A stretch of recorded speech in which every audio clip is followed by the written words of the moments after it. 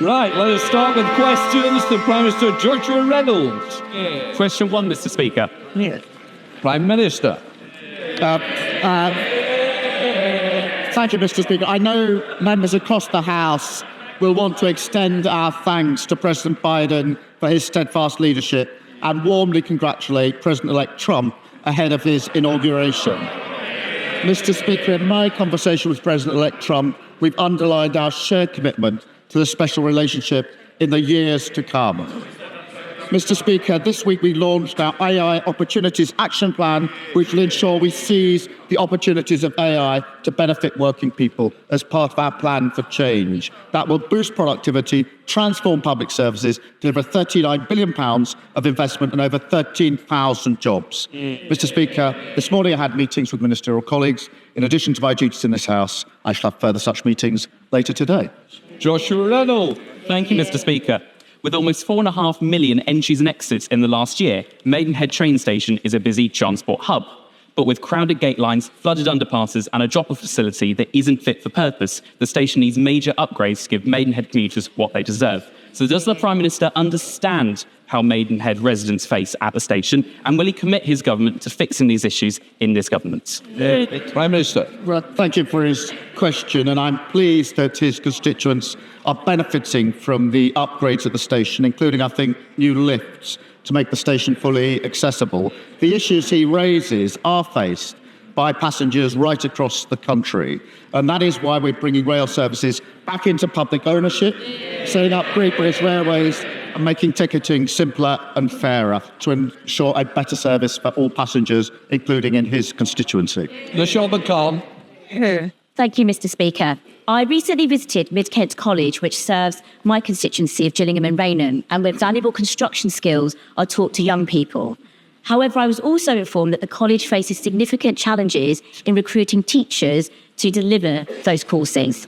Does the Prime Minister agree with me that proper skills training and having the teachers necessary to deliver it is absolutely vital to growing our economy and building the homes we need for the future? And will he agree to set up a meeting with the relevant minister to discuss the recruitment challenges that some colleges face? Prime Minister. Mr. Speaker, skilling up the next generation is, of course, vital to kick-starting economic growth. And our plan for change will rebuild Britain by delivering 1.5 million new homes. That's why we've established Skills England, reforming our planning system and training the workforce. I will ensure that she gets the meeting that she wants with the relevant minister. Becomes the leader of the opposition, Kemi Birrell. Mr. Speaker, on Friday, while borrowing costs hit levels not seen since Labour was last in government, I met business owners and their employees in Chesterfield. One of them told me that his business will not exist in 4 years' time because of this government's policies. It might not even exist next year. The Prime Minister may try to blame his inheritance or blame global factors, but why should anyone trust a word he says over the businesses who are saying again and again that his budget means fewer jobs, lower growth, and higher borrowing costs? Mr. Speaker, as you know, the global economy has experienced volatility and higher borrowing costs. That is why it was vital that we took the tough and right decisions in the budget to get our finances back in order. We had to deal with the £22 billion black hole that they left. We made difficult cuts, raised taxes to invest in health, public services and housing, vital to stability, vital to growth. And we've got an ironclad commitment to our fiscal rules. And she will welcome, no doubt, the inflation figures from this morning. But contrast that with the party opposite. They weren't brave enough in government to take those difficult decisions. They've opposed all of our measures to stabilise the economy and promote growth. They're back to the magic money tree. She wants all the benefits of the budget, but she can't say how she's going to pay for them. They haven't changed. They're still economic vandals and fantasists. Imagine where we'd be if they were still in charge.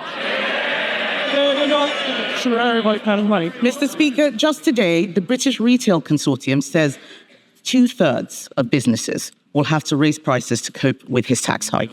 his Chancellor ignored all the warnings and ploughed ahead with an unprecedented borrowing spree, leaving all of us more vulnerable. Now we have businesses saying they will raise prices to cover his jobs tax. We have an energy policy that will drive up bills, and all the while we are spending more day to day on debt interest than we do on schools and universities. The Prime Minister refused to repeat his Chancellor's promise that she wouldn't come back for more. Will he now rule out any new tax rises this year? Prime Minister. Mr. Speaker, we took the right and difficult decisions at the budget. Decisions that they did not have the courage to take, which left us in the mess in the first place. When it comes to tax, she knows very well the limits of what I can say from this dispatch box, but we have an ironclad commitment to our fiscal rules. We can't just tax our way out of the problems that they left us, which is why we put in place tough. They were howling at the spending decisions. They wouldn't take them. And we'll stick to those spending decisions. And our focus is absolutely on growth. But their record, they flatlined the economy. They flatlined the economy, mini budget that crashed the economy, worst cost of living crisis in living history, and they left a £22 billion black hole. Not taking lessons from them on the economy. Mr. Speaker, the Prime Minister knows very well the OBR found no such black hole. And he talks about a budget 3 years ago. The borrowing costs last week are at a 27-year high for 30-year gilts. Your fault. The Chancellor is apparently promising to be ruthless in reducing spending. Let me suggest something that he should cut. There is no way that we should be giving up British territory in Chagos. He is rushing a deal which will be disastrous and which will land taxpayers with a multi-billion-pound bill. Why does the Prime Minister think British people should pay to surrender something that is already ours? Mr. Speaker, we inherited a situation where the long-term operation of a vital military base was under threat because of legal challenges. The negotiations were started under the last government. The then Foreign Secretary came to this House to say why he was starting negotiations and what he wanted to achieve. And he said the aim was to, quote, ensure the continued effective operation of the base. That is precisely what this deal has delivered. Mr. Speaker, there is no one he can blame for this dud deal except himself. At the budget, Labour were congratulating themselves for having the first female Chancellor, instead of ensuring the country had someone actually qualified to do the job. The Prime Minister...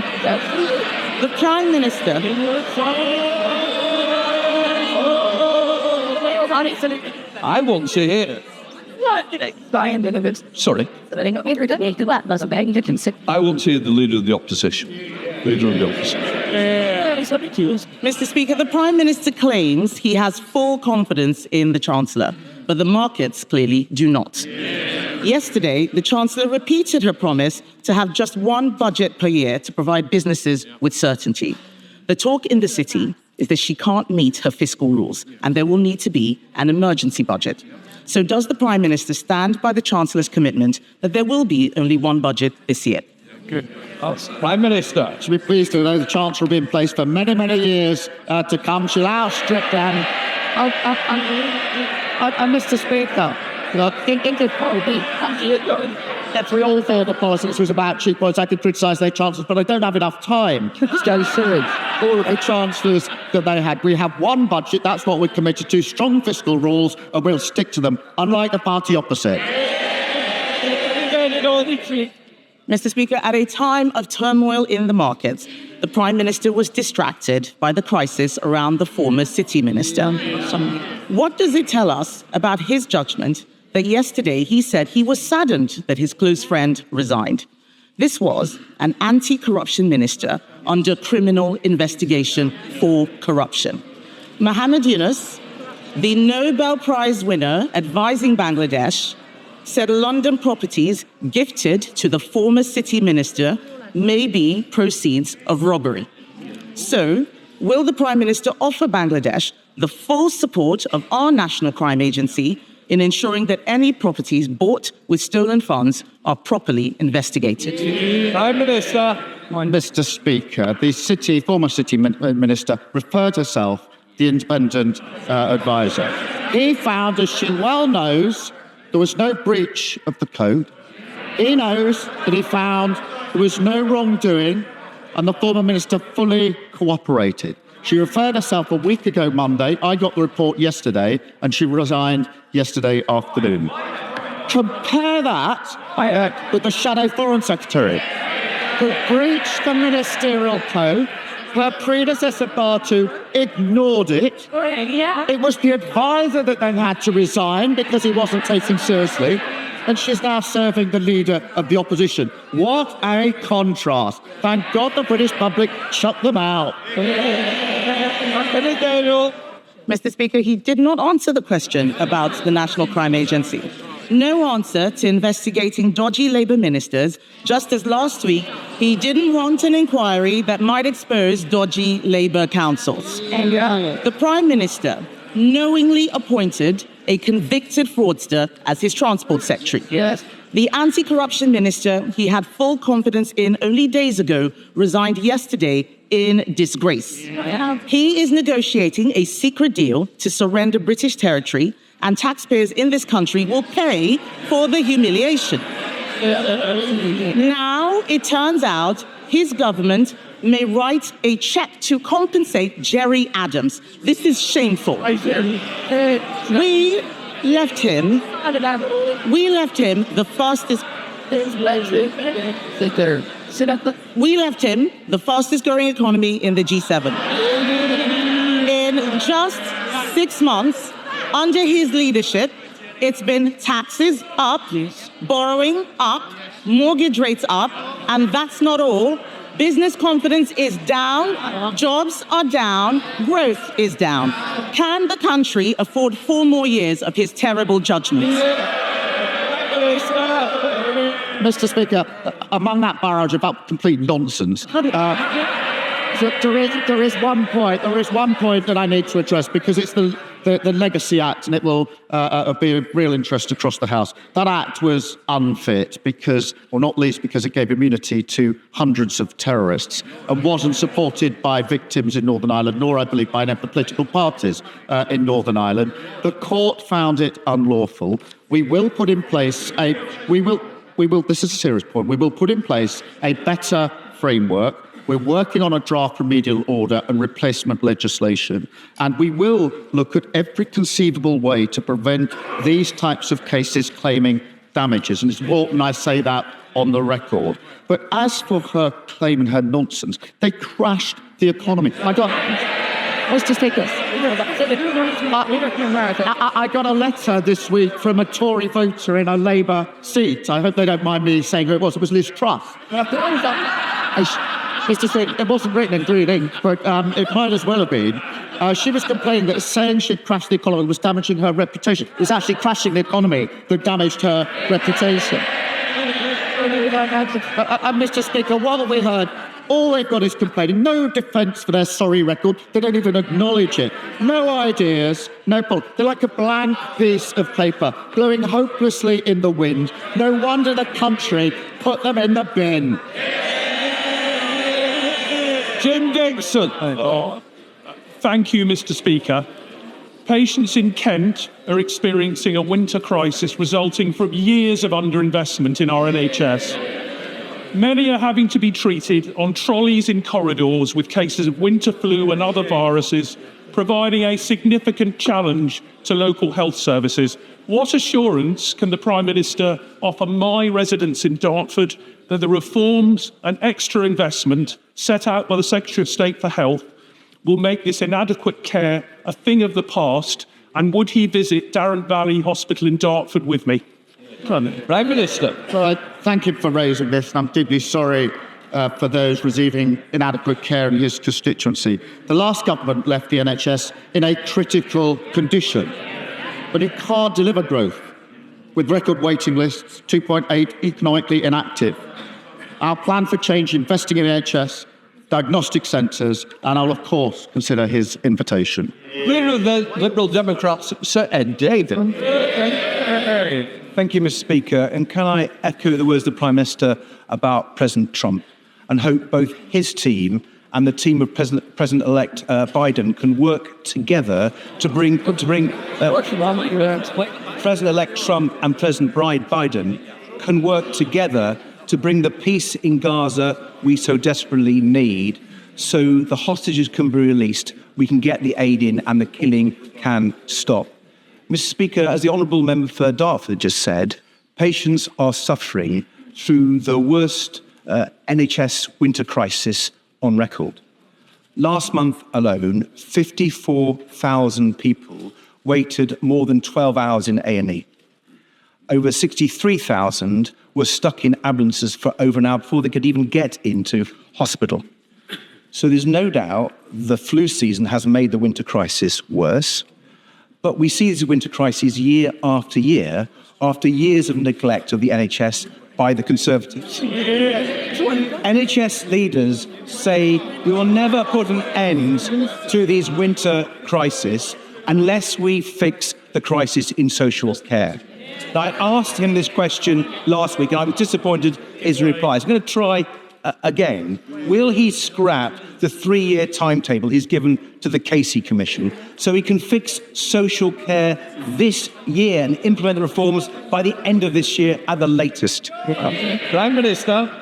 Mr. Speaker, on the talks towards a ceasefire, we are encouraged by the talks. I think the whole House would urge all to come to an agreement and have the hostages released. We all understand the absolute torture that their families are going through every single minute, every single day that this continues. So we hope that there can be progress there. In relation to the NHS, he's absolutely right. The party opposite left it on its knees. So no point groaning.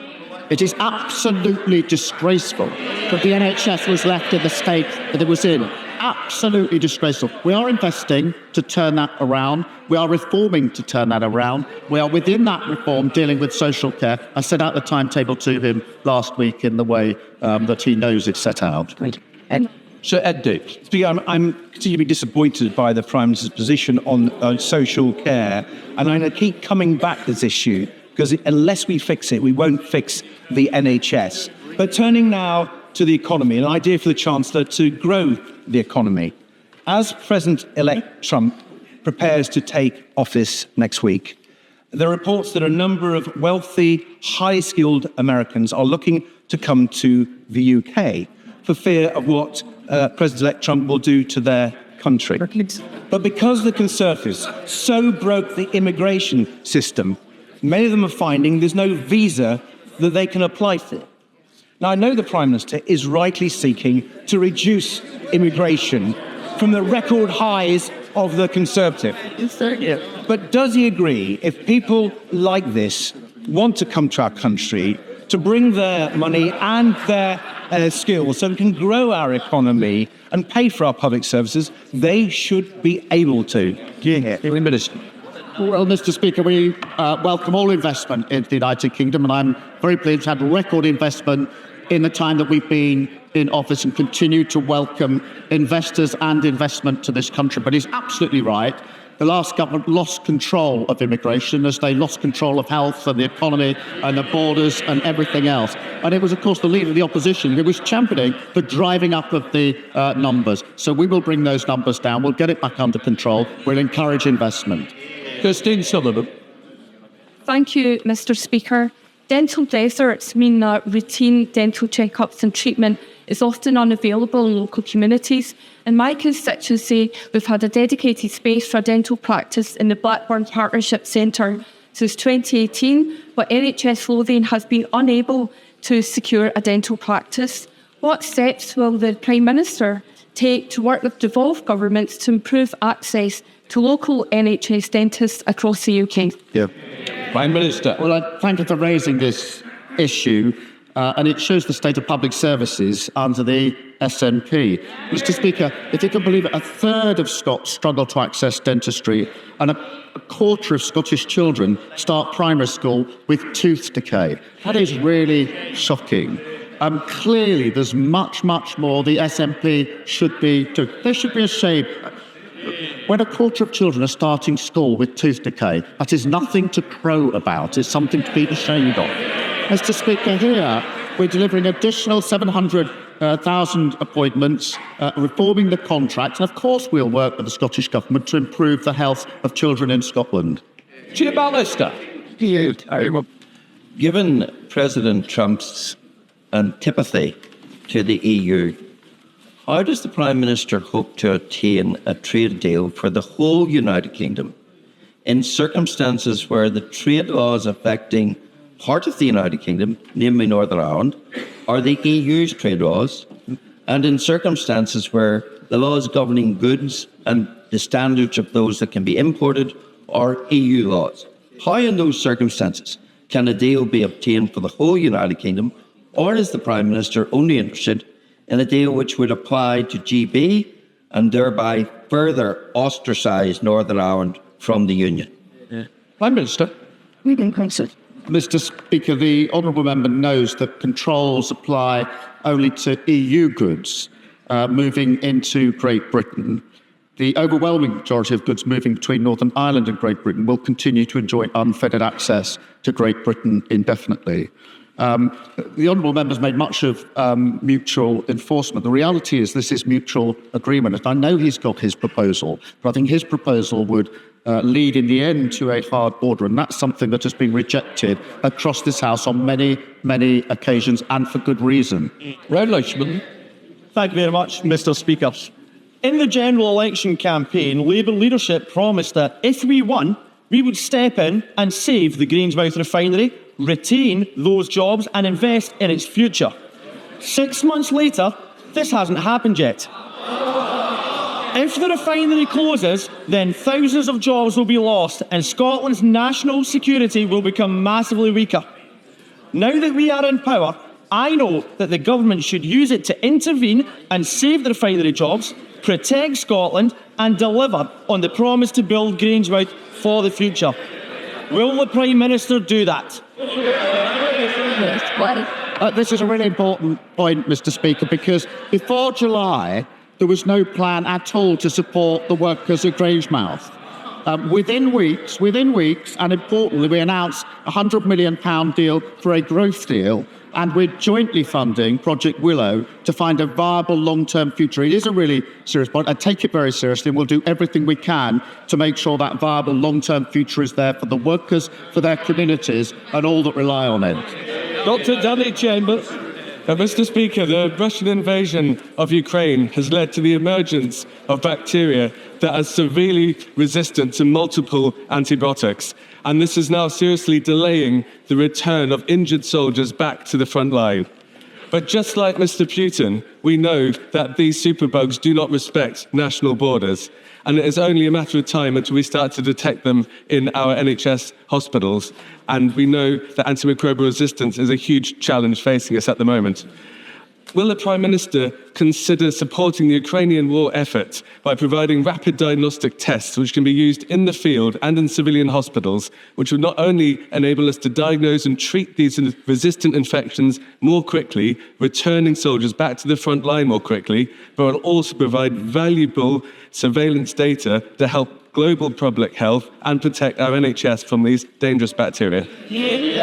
I thank him for raising this. He knows our support for Ukraine is ironclad. Mr. Speaker, we are funding NHS doctors and nurses to work closely with their Ukrainian counterparts to share best practice, including how to prevent the spread of infections and AMR. Through the World Health Organization, we're also strengthening Ukraine's health system to provide better care, and we'll continue to do so. Andy MacDonald. Thank you, Mr. Speaker. The Employment Rights Bill is urgently needed, especially given the exploitation of gig workers, like those retail assistants employed through apps.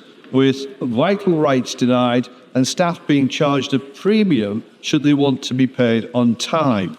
Insecure work denies workers their rights, but the TUC has also said it costs the economy around £10 billion a year.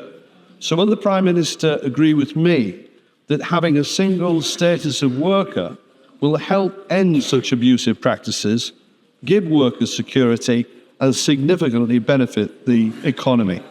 I thank him for raising this. And Mr. Speaker, I believe everyone is entitled to fair, flexible and secure working. And that's why we introduced our Employment Rights Bill, which is the biggest upgrade to workers' rights in a generation.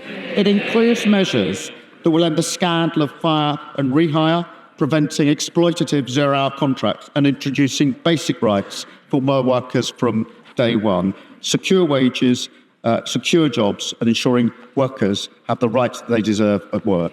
Peter Bedford.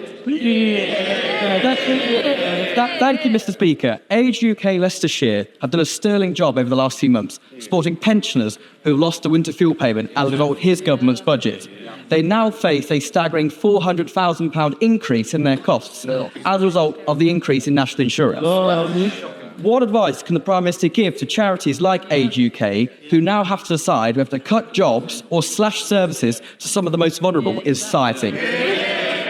Prime Minister. Mr. Speaker, the advantage, I suppose, of the Leader of the Opposition having no policies is that they can say completely contradictory things without breaching their policy. But they want the benefits of the budget, but none of the tough measures to support the budget. We have,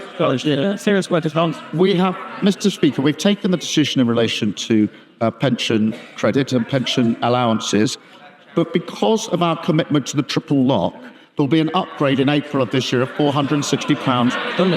But, Mr. Speaker, what I noticed that before Christmas, the Shadow Chancellor said that the triple lock is unsustainable. Unsustainable. So that's their position. Pensions going up under this government because committing to the triple lock unsustainable is their argument. Ray Morris. Anthony, Mr. Speaker, later this month, Letters Dispensary will mark the anniversary of the tragic murder of Holly Newton. Will the Prime Minister and Home Secretary look urgently at the calls from Holly's mother, Michaela Trusser, to lower the age that a person can be recognised as a victim of domestic abuse? Prime Minister.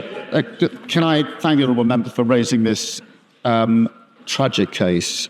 And it is a really important issue. We've seen an increase in violence in teenage relationships in the last decade. Mr. Speaker, I've been continually shocked by research that shows that at a younger and younger age, there's abuse in relationships. So we do need to look at this at the earliest opportunity to how we properly protect girls. But I'm very grateful that this tragic case has been raised. Benderby's checked. Thank you, Mr. Speaker. Since becoming a Labour leader, has the Prime Minister ever discussed or communicated with Philippe Sands KC about the Chagos Islands? Yes. Yes. No, Prime Minister. I'll get you at Right. Rachel Muskell. Thank you, Mr. Speaker. York is an incredible city, but demands on tourist destinations like York, where we received over 9 million visitors and 1.7 million overnight stays, places significant pressure on local public services and housing used as short-term holiday lets. What steps will the Prime Minister take to equip local authorities to better balance the benefits of tourism with the additional costs to our communities? Well, Mr. Speaker, tourism is vital to our economy, and particularly in cities like York. Places can already choose to introduce a voluntary levy on overnight stays. Our focus is supporting industry, including by providing a 40% relief for retail, hospitality and leisure properties, and permanently lowering their rates from next April. Flatmakers. Thank you, Mr. Speaker. Margaret from Stockton is furious. Stockton's Labour Council are axing her weekly bin collection, scrapping free high street parking and closing her local recycling centre, all while employing a ridiculous number of people on £100,000 salaries. But she's even more furious because they're taking on another one behind closed doors, probably in a darkened room. They've created a new interim role for the managing director's best mate on 900 quid a day. It's never been approved by the council. It's never been advertised as a job. Margaret's right to be angry, isn't she, Prime Minister? Mr. Speaker, I'm sure Margaret would be very pleased to see the incredible investment that's going into the area, the 4,000 jobs which is growing the economy. The state of our local councils was left completely damaged after the last government. She knows that. Everybody knows that. Graham Morris. Thanks, you never Jimmy Morrison's. To its credit, in its first budget, this Labour government transferred the Mine Workers Pension Scheme Investment Reserve Fund, benefiting nearly 4,000 former miners and miners' widows in my Eastern constituency. However, almost 700 British Coal Staff Superannuation Scheme pensioners in my constituency were excluded. Will the Prime Minister correct this injustice and ensure BC beneficiaries, many now elderly and in very poor health, are treated equally to their co-workers in the MPS?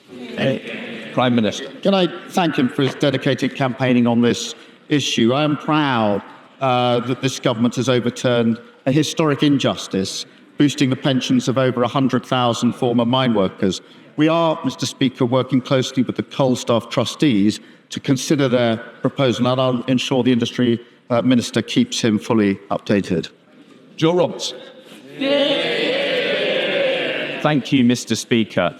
My constituents on the Isle of Wight are entirely reliant on foreign-owned, debt-laden, unregulated ferry companies for essential travel.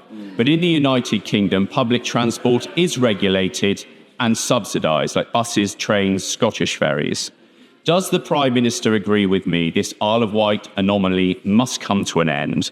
And will the government intervene in order to protect passengers from excessive ferry prices and bad services? Prime Minister. Well, I thank him for raising this, and he's right. The ferry services for his constituents have simply not been good enough. And I know that both he and my honourable friend, the member for the Isle of Wight West, share a commitment to ensuring their constituents receive a better service. The Maritime Minister has met the ferry and hovercraft operators, the leader of the council and other stakeholders. There will be further meetings, and I'll make sure that he is fully informed by the Minister of the progress on this issue for his constituents. Patricia Ferguson. Thank you, Mr. Speaker. This year marks the 850th anniversary of my home city of Glasgow. One of the key aims of the celebration is to speed up ambitions around the City Council's grand challenge of tackling poverty and inequality and of increasing prosperity and opportunity, themes that chime very clearly with this government's agenda too. So will the Prime Minister join with me in congratulating Glasgow on this milestone, and does he agree with me that people really do make Glasgow? Prime Minister. Well, I thank you for raising this. Glasgow's a great city, and I'm very happy to join with her in congratulating the people of Glasgow on the 850th anniversary. They have made and will continue to make a huge contribution to this country. Jack Rankin. Thank you, Mr. Speaker. Today marks 467 days in captivity for Aminatan R, just one of the over 100 hostages Hamas still cruelly hold. Aminatan is my age. He has his whole life ahead of him. I felt the raw pain of his family when his mum, Ditsa, a British citizen, shared her story with me as part of the Twin a Hostage campaign.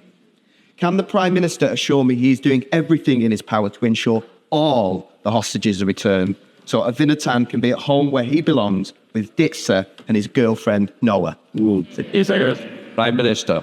I thank him for raising this case. It's appalling that Hamas continue to detain Aminatan and other hostages, including Emily Damari. And I know he's spent time with the families, and it is nothing short of torture, what they are going through. And we will do absolutely everything in our power to ensure that we make progress in bringing these hostages home. And I'm sure I speak for everybody in the House, but we will do everything to try and make sure that we get those hostages home. Final question, Jonathan Brash. Thank you, Mr. Speaker. My constituent, Richard Lee, has waited over 43 years for answers about the disappearance of his daughter, Catrice, from a military base in Germany in 1981. She was just 2 years old. The Royal Military Police, the MOD, and successive governments have failed to get answers that he deserves, throwing up barrier after barrier to justice.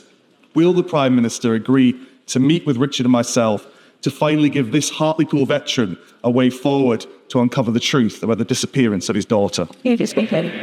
Prime Minister. Well, I thank him for raising this deeply distressing case.